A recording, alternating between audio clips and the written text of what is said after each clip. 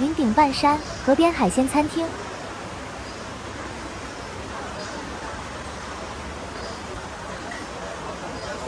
隐藏在 Bukit Tinggi 的桃源谷饭店，要经过一条铁桥才能到达餐厅。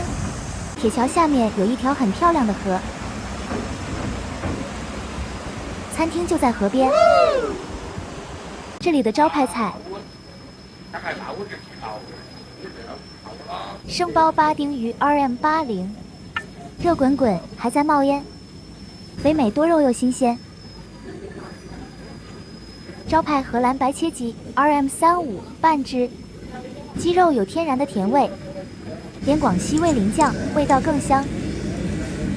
上汤田七 RM10， 一共消费130，还有一只很可爱的小黑，停车位非常充足。